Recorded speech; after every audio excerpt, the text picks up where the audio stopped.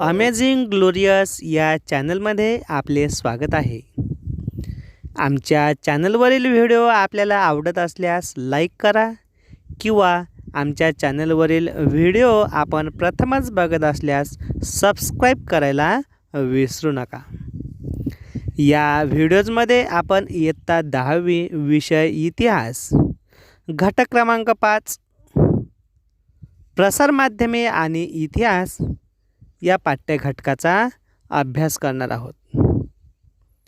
आणि तुम्ही जो व्हिडिओ बघत आहात हेही एक प्रसार माध्यमच आहे. चला तर मग प्रथम प्रसार माध्यमांची ओळख करून घेऊया. बघा,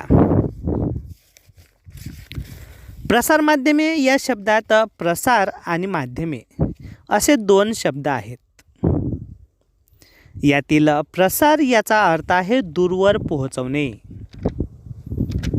म्हणजेच एका ठिकाणची माहिती दुसऱ्या ठिकाणी पोहोचवणे. आणि माध्यमे म्हणजेच ही माहिती कशाच्या द्वारे पोहोचवली त्याला माध्यम असं म्हणतात. म्हणजेच एखादी माहिती आपण एखाद्या माध्यमाच्या सहाय्याने दूरवर पोहोचवू शकतो. बघा, पूर्वीच्या काळी राजाला एखादी बातमी संपूर्ण राज्यात पोहोचवायची असेल तर त्यासाठी कित्येक दिवस लागायचे. कारण राजा हा राजधानीमध्ये बसून राज्यकारभार करायचा आणि कशा प्रकारे राज्यकारभार चालवत असताना निर्णय घेतलेले आहेत त्या निर्णयांची माहिती आपल्या संपूर्ण जनतेला व्हावी यासाठी तो वेगवेगळ्या प्रसारमाध्यमांचा वापर करत असायचा. आणि त्यासाठी एक बातमी संपूर्ण आपल्या साम्राज्यामध्ये पोहोचावी यासाठी त्याला बराच कालावधी लागत असायचा. आणि म्हणून पूर्वीच्या काळी राजाला एखादी बातमी संपूर्ण राज्यात पोहोचवायची असेल तर त्यासाठी कित्येक दिवस लागायचे. म्हणून पूर्वी गावोगाव दवंडी पिटवत असत. उदाहरणार्थ दवंडी म्हणजेच दवंडीच्या माध्यमातून राजानं घेतलेले निर्णय नागरिकांपर्यंत पोहोचवण्याचा प्रयत्न केला जात असायचा. मग दवंडी म्हणजे काय तर साधारणतः एक डफडं घेऊन राजाचा निरोप जो एका वाक्यात किंवा सूचना दिलेली असेल तर ती बोलून डफडं वाजवणे म्हणजे सर्व गावातील नागरिकांना अशा प्रकारची बातमी पोचत असायची. यालाच दवंडी असंही म्हणतात. यासोबतच एकाकडून दुसऱ्याला, दुसऱ्याकडून तिसऱ्याला असा बातमीचा प्रवास व्हायचा. म्हणजेच अशा प्रकारे एका ठिकाणावरून दुसऱ्या ठिकाणी माहिती पोचवण्याचा प्रयत्न केला जात असायचा. आणि यामध्ये आपण सर्वप्रथम प्रसारमाध्यमांचा इतिहास अभ्यासणार आहोत. बघा, भारतात इंग्रजांचे आगमन झाल्यावर भारतामध्ये विविध कलांचा विकास झालेला आपल्याला दिसतोय. उदाहरण म्हणून आपल्याला मुद्रणकला आणि वर्तमानपत्रे यांची माहिती सांगता येते. बघा, मुद्रणकला ही प्रामुख्याने जोहान्स गटेनबर्ग हा जर्मनीतील व्यक्ती आहे. यांनी 1439मध्ये मुद्रणकला म्हणजेच छापखाना सुरू केलेला आहे. आणि या मुद्रणकलेचा शोध लागल्यानंतर कमीत कमी कालावधीमध्ये वर्तमानपत्रे छापायला सुरुवात झालेली आहे. आणि आपल्याला माहीत आहे की वर्तमानपत्रांमुळं छापील बातमी सगळीकडे पोहोचवण्यास मदत होऊ लागलेली आहे. आणि म्हणूनच वर्तमानपत्र हे माहितीच्या आणि ज्ञानाच्या प्रसाराचं आज साधन झालेलं आहे. आपल्याला माहीत आहे की आज दैनंदिन जीवनामध्ये प्रसारमाध्यमांमध्ये वर्तमानपत्राचं एवढं महत्त्व प्राप्त झालेलं आहे की आज वर्तमानपत्राला लोकशाहीचा चौथा स्तंभ म्हणून ओळखला जातो.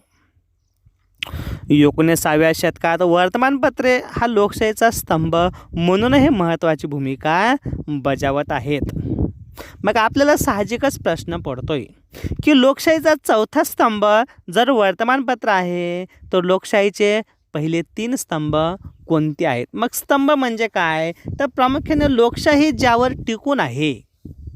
लोकशाही आपण संसदीय शासन पद्धतीचा स्वीकार केलेला आहे आणि ही जी लोकशाही टिकून आहे ती कोणत्या स्तंभावर टिकून आहे? अशा प्रकारचा आपल्याला प्रश्न पडतो. तर प्रामुख्याने आपल्याला लोकशाहीचे कार्यकारी मंडळ, न्यायमंडळ आणि कायदे मंडळ हे लोकशाहीचे 3 स्तंभ आहेत आणि हे घोषित आहेत. भारतीय राज्यघटनेमध्ये यांची तरतूद केलेली आहे आणि म्हणून या 3 स्तंभांच्या माध्यमातून लोकशाही शासन व्यवस्था बळकट केली जाते. परंतु वर्तमानपत्र हा लोकशाहीचा चौथा जो स्तंभ आहे हा अघोषित आहे. परंतु लोकशाही टिकून ठेवण्यामध्ये वर्तमानपत्रे अतिशय महत्त्वाची भूमिका पार पाडत असतात. कारण समाजामध्ये एखाद्या व्यक्तीवर अन्याय होत असेल तर प्रसारमाध्यमांच्या माध्यमातून म्हणजेच वर्तमानपत्राच्या माध्यमातून तो अन्याय दूर कसा होईल यासाठी प्रयत्न केला जातो. म्हणूनच वर्तमानपत्रे हे लोकशाही टिकवून ठेवण्यासाठी महत्त्वाची भूमिका पार पाडत आहेत. बघा, मग आता वर्तमानपत्र म्हणजे काय? तर याचा अर्थ आपल्याला पुढील प्रमाणे सांगता येते. बघा, ठरलेल्या वेळी नियमितपणे छापून वितरित केले जाणारे प्रकाशन म्हणजे वर्तमानपत्र होय. आपल्याला माहीत आहे की वर्तमानपत्र हे बातम्या पुरवण्याचं कार्य करते. आपण आज कोणताही वृत्तपत्र जर हाती घेतला तर त्या वृत्तपत्राच्या प्रत्येक पानांवरती वेगवेगळ्या माहितीच्या संदर्भात आपल्याला बातम्या बघायला मिळतात. यामध्ये मुख्यतः बातम्या, अग्रलेख, लोकांची मते, जाहिराती, रंजक व अन्य पूरक मजकूर यांचा समावेश असतो. आपल्याला माहीत आहे की बातम्या हे प्रामुख्याने ठळक शीर्षकाखाली प्रकाशित केल्या जातात. त्यामध्ये काही अग्रलेख असतात. अग्रलेख म्हणजे संपादकीय, काही विचारवंत तज्ज्ञ यांची मते विशिष्ट अशा मुद्द्यांच्या संदर्भात व्यक्त केलेली असतात आणि वर्तमानपत्रामध्ये अग्रलेख या नावानं किंवा संपादकीय लेख म्हणून त्यांचा उल्लेख केला जातो. त्यासोबतच लोकांची मते काय आहेत हे सुद्धा वर्तमानपत्रांमध्ये छापण्याचा प्रयत्न केला जातो. याच्या माध्यमातून ती समस्या लोकांपर्यंत पोहोचवण्याचा प्रयत्न केला जातो. यासोबतच वर्तमानपत्रांमध्ये जाहिरातीसुद्धा दिल्या जातात. तुम्हाला माहीत आहे की जाहिरातीमध्ये कोणतंही वर्तमानपत्र असू द्या, त्या वर्तमानपत्रामध्ये आठवड्यातून किमान 3 ते 4 दिवस वाचकांना आकर्षित करून ठेवण्यासाठी रंजक बातम्या पुरवल्या जातात. यामध्ये प्रामुख्याने आपल्याला पुरवणी असंही म्हटलं जातं. तुम्हाला माहीत आहे की विशिष्ट अशा प्रकारचा दिनविशेष म्हणून दिवसाचं महत्त्व असतं आणि म्हणून वाचकांना त्या दिवसाची माहिती जास्तीत जास्त मिळावी यासाठी वर्तमानपत्रांकडून त्या दिवशी विशेष असं पुरवणी सादर केली जाते.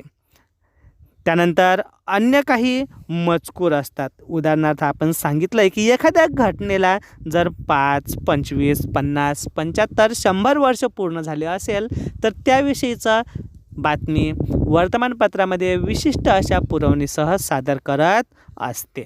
बघा, वर्तमानपत्रे स्थानिक, देशांतर्गत व जागतिक स्वरूपाच्या विविध बातम्या पुरवण्याचे काम करत असतात आणि म्हणूनच चालू घडामोडींच्या नोंदीचा वर्तमानपत्रे म्हणजे एक ऐतिहासिक दस्तऐवज आहेत असं म्हटलं जातं. याचं कारण असं आहे की वर्तमान काळामध्ये ज्या काही घटना घडत आहेत या घटना आपल्याला वर्तमानपत्रांमध्ये प्रसिद्ध होताना दिसून येतात. परंतु पुढच्या 10 वर्षांनंतर आपल्याला तत्कालीन परिस्थिती जर अभ्यासायची असेल तर त्यासाठी आपल्याला इतिहासाचं साधन म्हणूनही वर्तमानपत्रांचा उल्लेख केला जातो. म्हणूनच वर्तमानपत्रांना ऐतिहासिक दस्तऐवज असं म्हटलं जातं. त्यानंतर आपण बघू वर्तमानपत्रांचे पूर्वसुरी. आता पूर्वसुरी म्हणजे काय, तर याला वर्तमानपत्रांची पार्श्वभूमी असं म्हणता येईल किंवा वर्तमानपत्रांचा इतिहास असंही आपल्याला बघायला मिळतं. कारण वर्तमानपत्रांच्या माध्यमातून एका ठिकाणी घडलेली बातमी हे दुसऱ्या ठिकाणी लोकांना माहीत करण्याचा प्रयत्न केला जातो. पण तत्कालीन काळामध्ये जेव्हा वर्तमानपत्र निघालं नव्हतं तेव्हा तत्कालीन काळातील माहितीचा किंवा बातम्यांचा कशा प्रकारे प्रचार आणि प्रसार केला जात असायचा यांची माहिती अभ्यासणे म्हणजेच वर्तमानपत्रांचे पूर्वसुरी. बघा, इजिप्तमध्ये इसवी सन पूर्व काळात सरकारी आदेशांचे कोरीव लेख सार्वजनिक ठिकाणी लावत असत. म्हणजे सार्वजनिक ठिकाणी सर्व गावातील मंडळी एकत्र येऊन गप्पा गोष्टी विचार विनिमय करत असतात. आणि म्हणून जर अशा ठिकाणी जर या वर्तमान घडामोडींच्या किंवा कोरीव लेख असतात हे त्या ठिकाणी जर ठेवले तर सगळ्या लोकांना ती माहिती होईल यासाठी कोरीव लेख सार्वजनिक ठिकाणी लावून ठेवत असत. जसं की शाळेमध्ये आपल्याला नोटीस बोर्ड असते. नोटीस बोर्ड सर्वांना दिसेल अशा ठिकाणी असतं. म्हणजेच शाळेमध्ये कशा प्रकारच्या उपक्रमांचं आयोजन केलं जातं त्याविषयीची एकंदरीत संपूर्ण माहिती विद्यार्थ्यांना नोटीस बोर्डच्या माध्यमातून मिळते. तशाच प्रकारे हे कोरीव लेख सार्वजनिक ठिकाणी लावून ठेवत असत. त्यानंतर रोमन साम्राज्य. बघा, रोमन साम्राज्यात सरकारी हुकूम कागदावर लिहून काढत. बघा, इटलीची राजधानी रोम आहे आणि यालाच रोमन साम्राज्य असंही म्हणतात. आता ज्याप्रमाणे इजिप्तमध्ये कोरीव लेख सार्वजनिक ठिकाणी लावून ठेवत असत तशाच प्रकारे रोमन साम्राज्यामध्ये सरकारी हुकूम कागदावर लिहून काढत आणि तो कागद प्रांतोप्रांती वाटले जात असत. उदाहरण म्हणून आपण जसं पॉम्पलेट छापतो आणि त्या पॉम्पलेटची माहिती इतरांना मिळावी यासाठी आपण ते इतरांना त्याचं वाटप करत असतो. त्याला हँडबिल असंही म्हणतात. तशाच प्रकारे रोमन साम्राज्यामध्ये सरकारी आदेश जो काही असेल तो कागदावर लिहून काढून तो कागद आपल्या संपूर्ण साम्राज्यामध्ये वाटला जात असे. यात देश आणि राजधानीतील घटनांची माहिती असे. म्हणजे संपूर्ण साम्राज्यामध्ये कोणकोणत्या प्रकारच्या महत्त्वाच्या घटना घडल्या, राजांनी कोणता निर्णय घेतला इत्थंभूत माहिती त्या कागदावरून मिळत असे. त्यानंतर जुलियस सीझरच्या अधिपत्याखाली ॲक्टा डायर्ना म्हणजेच डेली ॲक्ट याला रोजच्या घटना असं म्हणतात. बघा, नावावरूनच आपल्याला तत्कालीन काळामध्ये कशा प्रकारच्या बातम्या घडत होत्या आणि लोकांना त्यांची माहिती मिळत होती याविषयीची माहिती मिळते. आणि अशा प्रकारचे राजांच्या अधिपत्याखाली जे नावांची जी वार्तापत्रे आहेत, वार्ता म्हणजेच बातमी, वार्तापत्रे रोममधील सार्वजनिक ठिकाणी लावत आणि लोकांपर्यंत सरकारी निवेदने पोहोचवण्याचा तो एक प्रभावी माध्यम होता किंवा मार्ग होता. कारण कसं की आपल्याला जास्तीत जास्त लोकांपर्यंत बातमी पोचावी यासाठी आपल्याला या मार्गाचा वापर केला जात होता. आणि 7व्या शतकात चीनमध्ये सरकारी निवेदने सार्वजनिक ठिकाणी वाटत असत. इंग्लंडमध्ये लढायांची किंवा महत्त्वाच्या घटनांची पत्रके अधूनमधून वाटत असत. आपल्याला माहीत आहे की संपूर्ण पृथ्वीच्या एकूण 80% जमिनीवर किंवा क्षेत्रफळावर ब्रिटिशांचं साम्राज्य होतं. म्हणूनच ब्रिटिशांच्या साम्राज्यावर सूर्य मावळत नाही अशा प्रकारची वक्तव्य केलेली आपल्याला दिसून येतात. आणि यावरून इंग्लंडचे कुठंही कोणत्या वसाहतीशी जर युद्ध किंवा लढाया झाल्या असतील किंवा एखादी महत्त्वाची घटना घडलेली असेल तर ते या घटनांसंबंधित पत्रके अधूनमधून काढून वाटत असायचे. यासोबतच आपल्याला धर्मशाळांमध्ये सुद्धा उतरलेले जे प्रवासी आहेत किंवा फिरस्ते आहेत. धर्मशाळा म्हणजे प्राचीन काळामध्ये परकीय लोकांना एकत्र येण्यासाठी किंवा त्यांचे राहण्याची जेवणाची व्यवस्था केलेली असे त्यांना धर्मशाळा असं म्हणतात. आणि या धर्मशाळांमध्ये जे परकीय प्रवासी असतील किंवा भेट देण्यासाठी आलेले व्यक्ती असतील ते स्थानिक लोकांना दूरवरच्या बातम्या रंगवून सांगत असतात. आता रंगवून सांगणं म्हणजे काय तर आपल्याला माहीत आहे की आपल्याला समोरच्या व्यक्तीनं काही गोष्ट सांगितली असेल तर आपण त्याला जास्तीत जास्त ते लांबून सांगण्याचा प्रयत्न करत असतो. त्याला रंगवून सांगणे असंही म्हणतात. याच्या माध्यमातून सुद्धा एका ठिकाणची माहिती दुसऱ्या ठिकाणी पोहोचवण्याचा प्रयत्न केला जात असायचा. या उलट राजांचे काही प्रतिनिधी असत आणि राजांचे प्रतिनिधी वेगवेगळ्या ठिकाणी असत. तुम्हाला माहीत आहे की दरबारामध्ये छत्रपती शिवाजी महाराजांच्या कालखंडामध्ये प्रशासन व्यवस्था सुरळीत चालावी यासाठी त्यांनी अष्टप्रधान मंडळ स्थापन केलं होतं.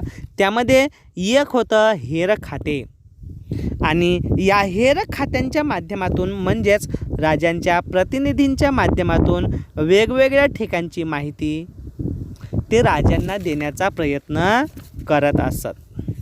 अशा प्रकारे आपल्याला वर्तमानपत्रांचे पूर्वसुरी याविषयीची माहिती सांगता येते. आता आपण भारतातील काही महत्त्वाची वर्तमानपत्रे आहेत त्यांची माहिती आपण अभ्यासणार आहोत. त्यातलं पहिलं वर्तमानपत्र आहे बेंगॉल गॅझेट. बघा, बेंगॉल गॅझेट हे भारतातील पहिलं वृत्तपत्र आहे आणि ते इंग्रजी भाषेमध्ये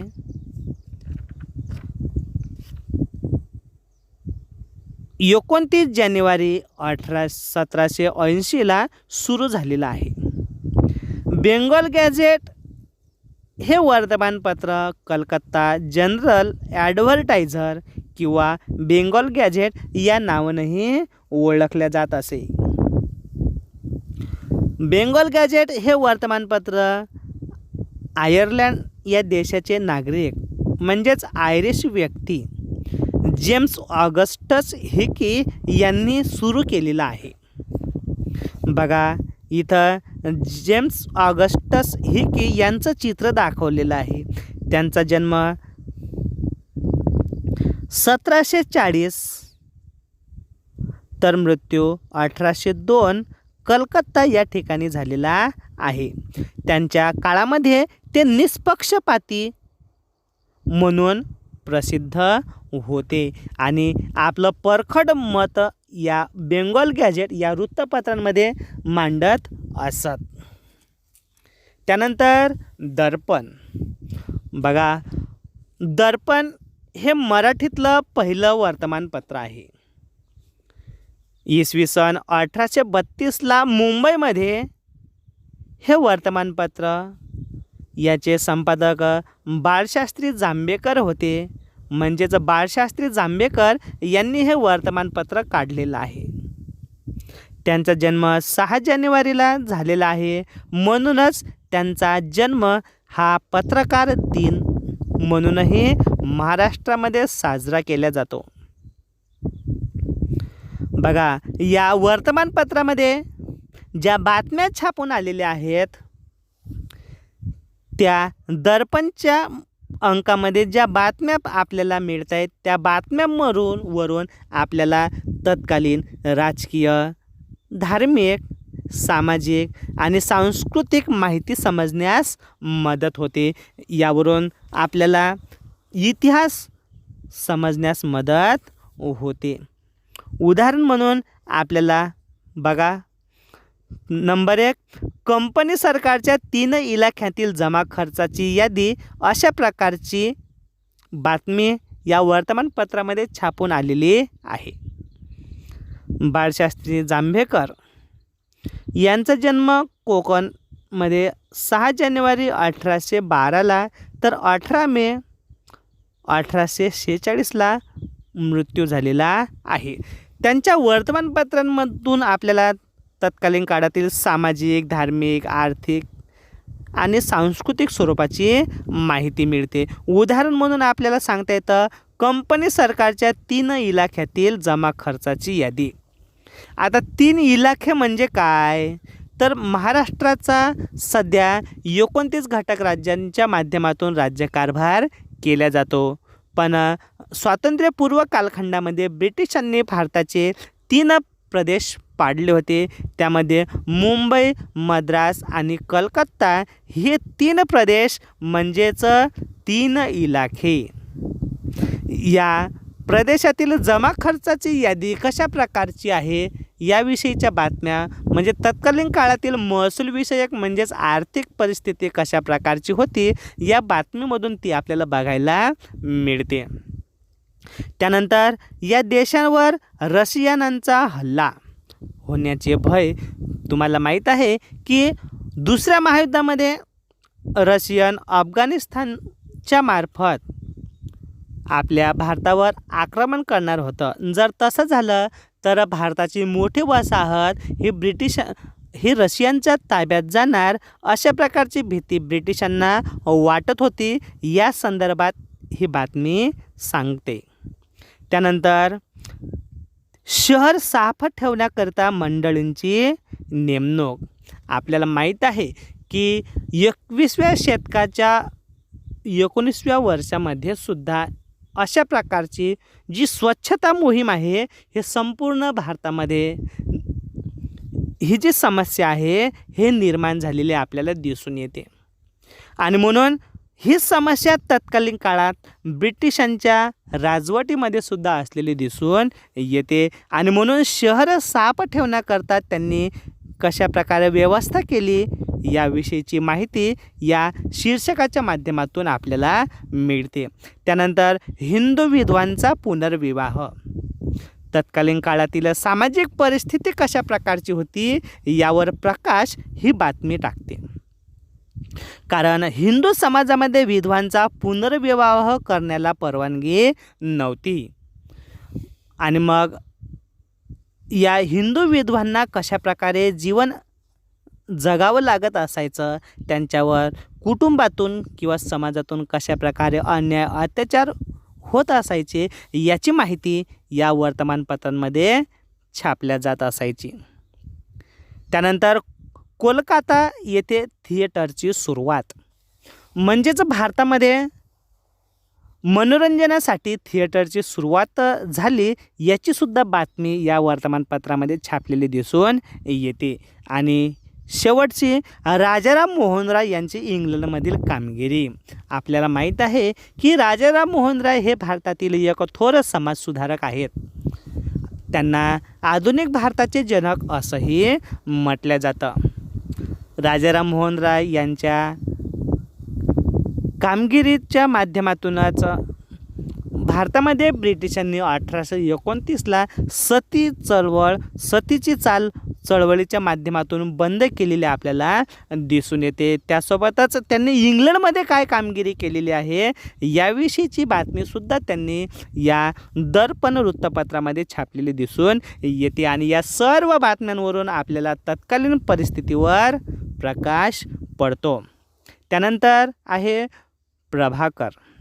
बघा, 1841ला मुंबईमध्ये भाऊ महाजन यांनी हे वर्तमानपत्र सुरू केलेलं आहे. या वर्तमानपत्रामध्ये विविध प्रकारच्या बातम्या छापल्या जात असायच्या. यामध्ये प्रामुख्याने फ्रेंचांच्या बंडांचा इतिहास. म्हणजेच आपल्याला माहीत आहे की जगाच्या पाठीवर ज्या काही महत्त्वाच्या घटना घडल्या त्यामध्ये फ्रेंच राज्यक्रांती ही घटना अतिशय महत्त्वाची आहे. याच फ्रेंच राज्यक्रांतीने संपूर्ण जगाला स्वातंत्र्य, समता, बंधुता, न्याय या तत्वांची देणगी दिलेली आहे. आणि म्हणूनच या प्रभाकर या वृत्तपत्रामध्ये सुद्धा फ्रेंच राज्यक्रांतीवर आधारित बातम्या छापल्या जात असायच्या अशी माहिती मिळते. यासोबतच भारतामध्ये या प्रभाकर वृत्तपत्रामध्ये शतपत्रे प्रसिद्ध झाली. शत म्हणजे 100. बघा, ही शतपत्रे भारतातील थोर समाजसुधारक गोपाळ हरी देशमुख यांनी समाज प्रबोधनासाठी ही शतपत्रे लिहिलेली आहेत. त्यांना लोकहितवादी या नावानेही ओळखल्या जातं. प्रभाकरचं नाव घेतलं म्हणजे शतपत्र हे आपल्याला नाव घ्यावं लागतं. एवढं प्रभाकर हे वर्तमानपत्र आणि शतपत्रे यांचा घनिष्ठ संबंध आपल्याला दिसून येतो. त्यानंतर ज्ञानोदय. बघा, 1843ला अहमदनगरमध्ये हे वर्तमानपत्र अमेरिकन मराठी मिशनरी या लोकांनी सुरू केलेलं आहे. ज्ञानोदय या पत्रामध्ये चित्र छापण्याचा पहिला मान गेलेला आपल्याला दिसतोय. कारण जेवढे काही वर्तमानपत्र आहेत त्यापैकी सर्वात प्रथम चित्र याच वर्तमानपत्रामध्ये छापलेलं दिसतं. उदाहरण म्हणून आपल्याला नकाशा यांनी छापलेला आहे.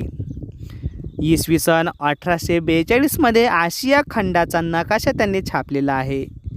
यासोबतच 1851मध्ये युरोपचा नकाशा त्यांनी छापलेला आहे. यासोबतच या वर्तमानपत्रांमध्ये आधुनिकीकरणाच्या बातम्या छापलेल्या आपल्याला मिळतात. उदाहरण म्हणून आपल्याला टेलिग्राफ भारतामध्ये ब्रिटिशांनी 1852मध्ये सुरू केलेला आहे. या टेलिग्राफवरून या वर्तमानपत्रामध्ये जी बातमी छापली ती म्हणजे विजेच्या सहाय्याने बातमी पोहोचवण्याचे यंत्र म्हणजे टेलिग्राफ. अशा प्रकारची बातमी आपल्याला या वर्तमानपत्रामध्ये छापलेली दिसते. यासोबतच भारतामध्ये 1853ला रेल्वे सुरू झाली. म्हणून भारतामध्ये रेल्वे सुरू झाली असं न सांगता रेल्वे सुरू झाली ही बातमी ज्ञानोदय या वर्तमानपत्रामध्ये चाक्या म्हसोबा या शीर्षकांतर्गत छापून आलेली आहे.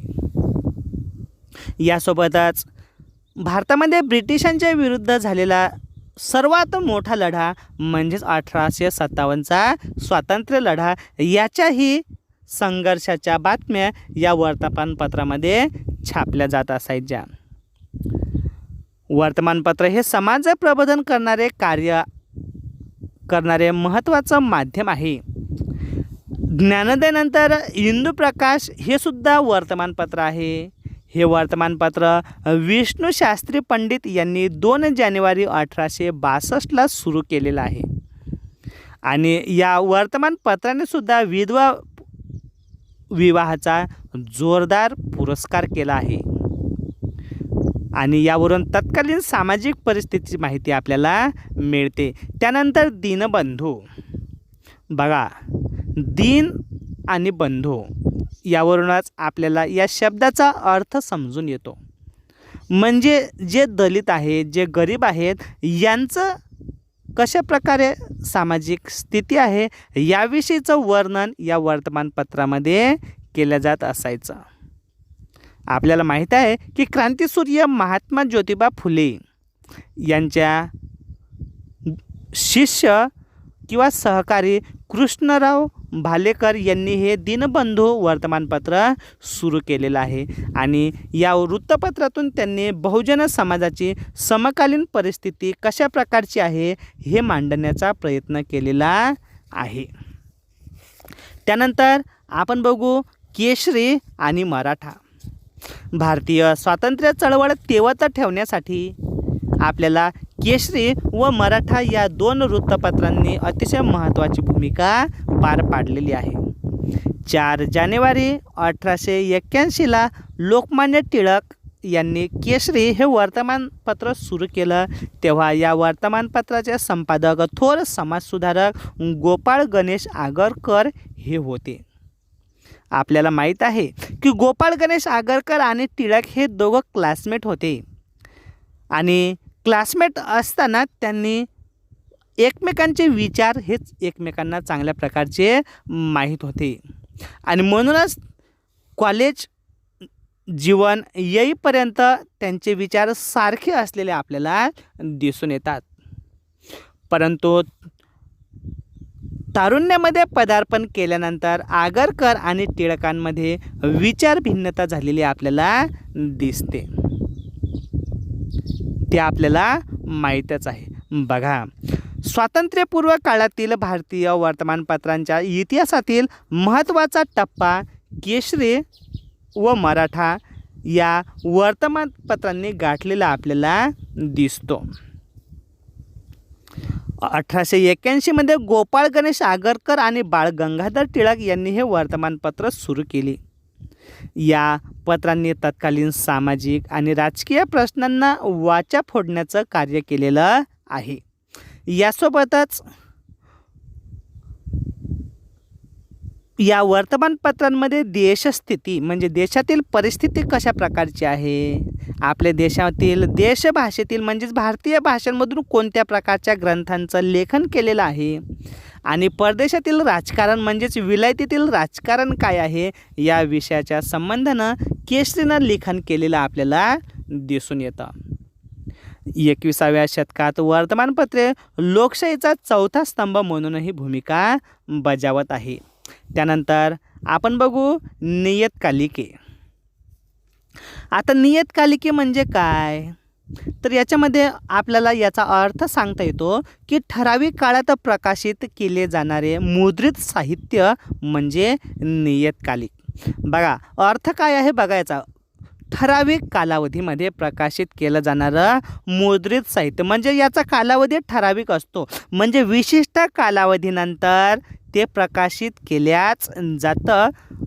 जे असं मुद्रित साहित्य असतं त्याला नियतकालिक असं म्हणतात. उदाहरणार्थ साप्ताहिक हे 7 दिवसानंतर प्रकाशित केलं जातं.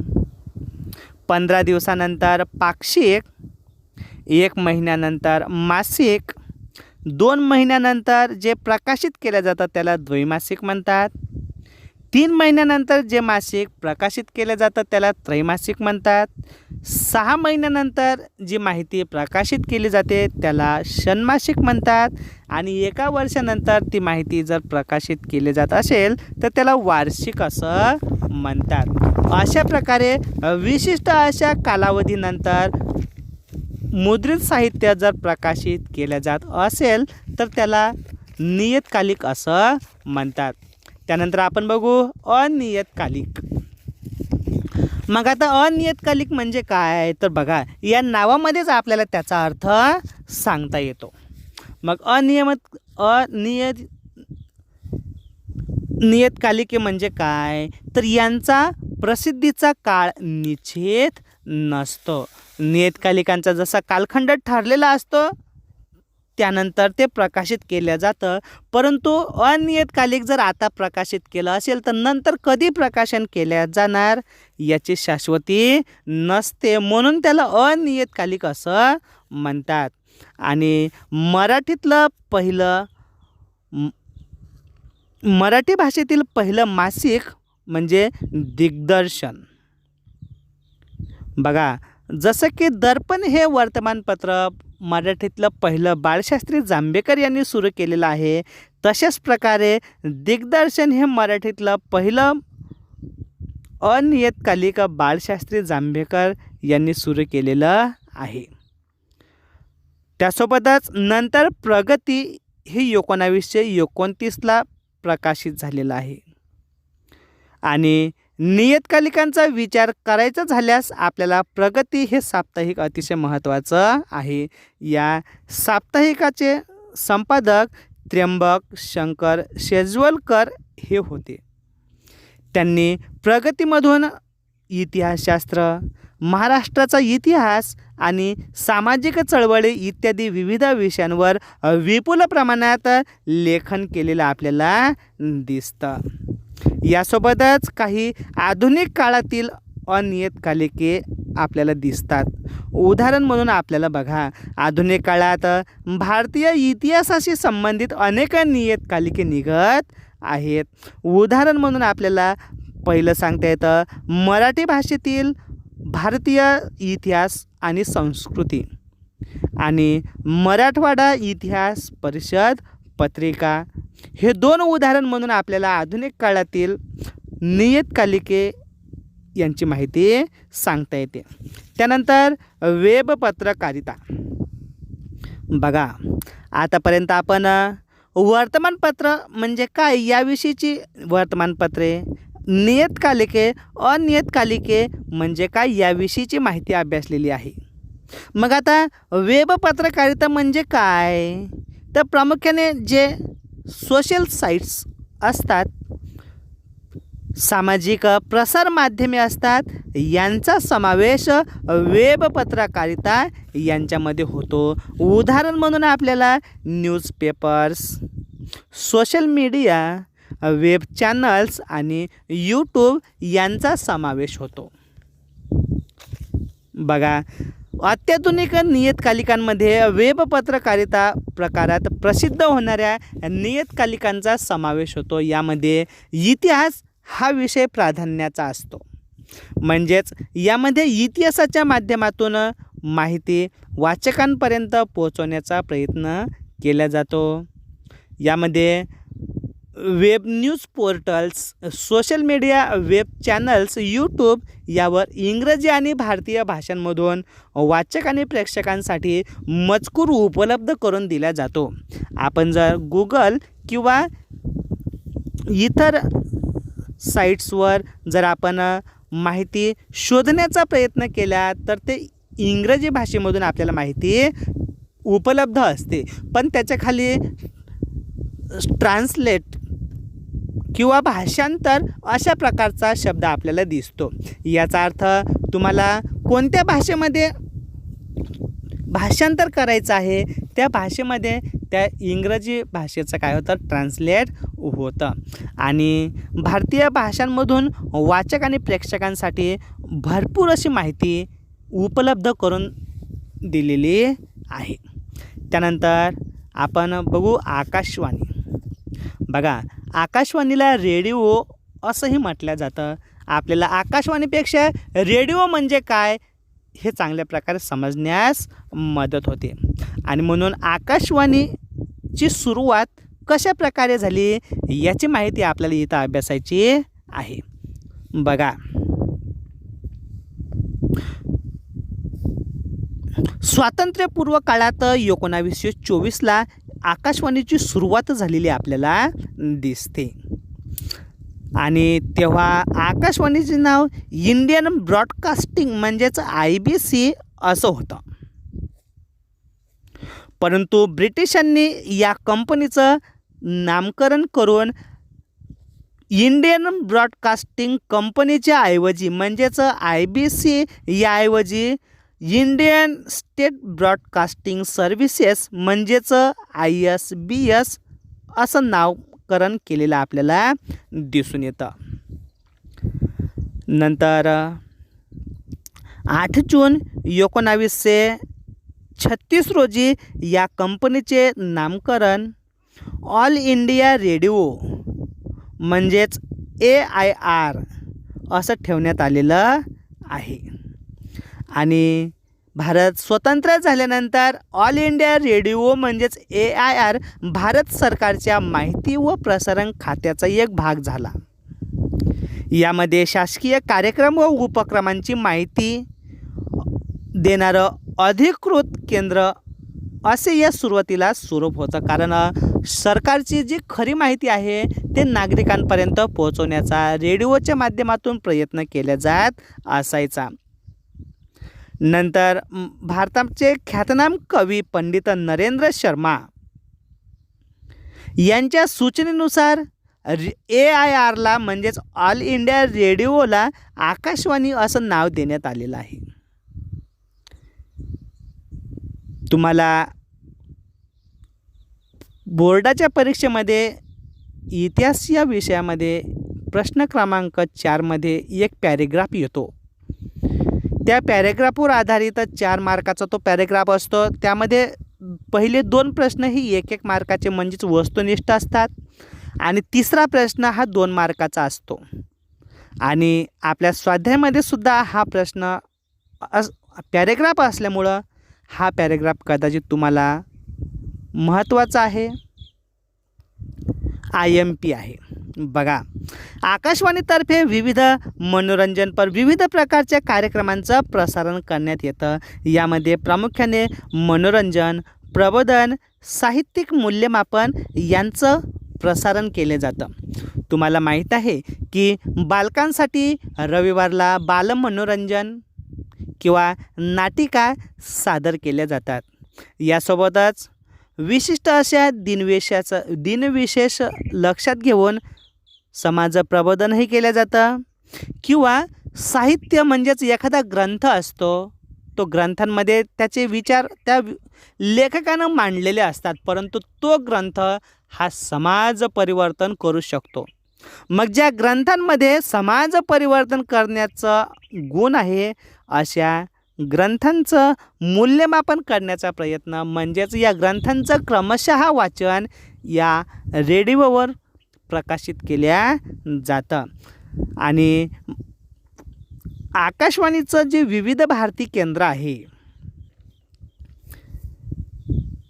यासोबतच या रेडिओ केंद्रावर शेतकऱ्यांसाठी शेतकऱ्यांच्या आवडीचा कार्यक्रम प्रसारित केले जातात, कामगारांच्या आवडीचे कार्यक्रम प्रसारित केले जातात, युवक म्हणजेच तरुणींसाठी किंवा स्त्रियांसाठीही विशेष अशा प्रकारचे कार्यक्रम प्रसारित केले जातात. उदाहरणार्थ युवकांसाठी युववाणी, स्त्रियांसाठी सखी, सहेली अशा प्रकारचे अनेक कार्यक्रमाच्या माध्यमातून प्रेक्षकांचं मनोरंजन करण्याचा प्रयत्न आकाशवाणी केंद्राच्या माध्यमातून केला जातो.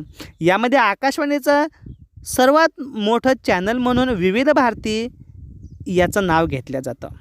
बघा, विविध भारती या लोकप्रिय रेडिओ सेवेद्वारे आज भारतामध्ये 24 भाषा आणि 146 बोली भाषांमध्ये कार्यक्रमांचं प्रसारण करण्यात येतं. यावरून आकाशवाणीमध्ये किती विस्तार आणि विकास झाला याविषयीची माहिती आपल्याला मिळते. यावरूनच अलीकडच्या काळामध्ये खाजगी रेडिओ केंद्रसुद्धा सुरू करण्यात आलेलं आहे. याला RJ असंही म्हटलं जातं. RJ म्हणजेच रेडिओ जॉकी.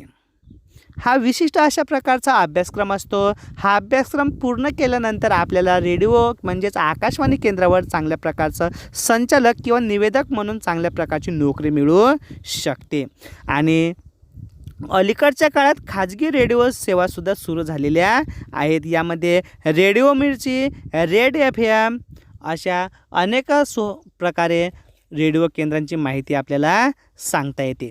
त्यानंतर आपण बघू दूरदर्शन. बघा, प्रसार माध्यम म्हणून आपण सुरुवातीला वर्तमानपत्रांमध्ये छापील स्वरूपात माहिती मिळते, परंतु हे प्राथमिक साधन असल्यामुळं इतर साधनांचा शोध लागलेला नसल्यामुळं वर्तमानपत्रांची आवड प्रेक्षकांमध्ये वाचकांमध्ये निर्माण झाली होती. त्यानंतर आकाशवाणीच्या माध्यमातून सुद्धा प्रेक्षक वळवण्याचा प्रयत्न केलेला आहे.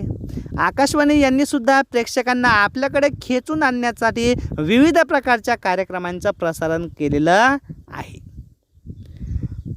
आणि दूरदर्शन हे या दोन्ही प्रसार माध्यमांपेक्षा प्रभावी असलेलं आपल्याला दिसून येतं.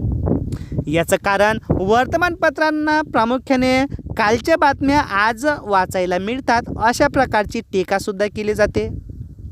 आकाशवाणीवर फक्त ऐकायला मिळतं म्हणून त्याचाही कल आता कमी झालेला आहे. याचं कारण असं आहे की दूरदर्शन दृकश्राव्य स्वरूपाचं साधन आहे. म्हणजे दूरदर्शनवर जे आपल्याला ऐकायला येतं ते प्रत्यक्ष डोळ्यानं बघायला मिळतं. आणि म्हणून आता रेडिओ आणि वर्तमानपत्रापेक्षाही दूरदर्शनकडे जास्तीत जास्त प्रेक्षक आकर्षित झालेला आपल्याला दिसून येतात. म्हणून दूरदर्शनचा इतिहास आपण थोडक्यात अभ्यासणार आहोत. बघा, भारतामध्ये दूरदर्शनची सुरुवात 15 सप्टेंबर 1959ला नवी दिल्ली या ठिकाणी झालेली आपल्याला दिसते. आणि याच दिवशी भारताचे पहिले राष्ट्रपती डॉक्टर राजेंद्र प्रसाद यांनी दिल्ली दूरदर्शन केंद्राचं उद्घाटन केलेलं आहे. म्हणजेच 15 सप्टेंबर 1959ला दूरदर्शनची सुरुवात झालेली आहे. म्हणजे 47ला भारताला स्वातंत्र्य मिळालं आणि पुढच्या 12 वर्षानंतर दूरदर्शनची सुरुवात भारतामध्ये झालेली आहे. त्यानंतर महाराष्ट्रामध्ये मात्र 1 मे 1972 या दिवसाची वाट बघावी लागली. आता महाराष्ट्रामध्ये 1 मे 1972लाच का रेडिओ मुंबई येथे रेडिओ केंद्राची सुरुवात झाली, तर 1 मे हा दिवस महाराष्ट्र दिन म्हणून आपण साजरा करत असतो. आणि याच दिवसाचं औचित्य साधून 1 मे 1972ला महाराष्ट्रामध्ये मुंबई या ठिकाणी दूरदर्शन केंद्राचीला सुरुवात झालेली आहे. त्यानंतर 15 ऑगस्ट 1982 म्हणजेच महाराष्ट्रामध्ये टी व्ही आल्यानंतर 10 वर्षानंतर म्हणजेच 1982ला रंगीत दूरदर्शनचे आगमन झालं. म्हणजेच 1982 पूर्वी भारतामध्ये जे 1959 ते 82 हा जो कालखंडामध्ये दूरदर्शनचा प्रवास होता हा ब्लॅक अँड व्हाईटचा होता. तत्कालीन काळामध्ये ब्लॅक अँड व्हाईट जरी असला तरी आवड निर्माण झालेली आपल्याला दिसते. परंतु आताच्या काळामध्ये HD कलरमध्ये चित्र बघायला मिळत असल्यामुळं ब्लॅक अँड व्हाईट चित्र आपल्याला बघायला आवडत नाहीत.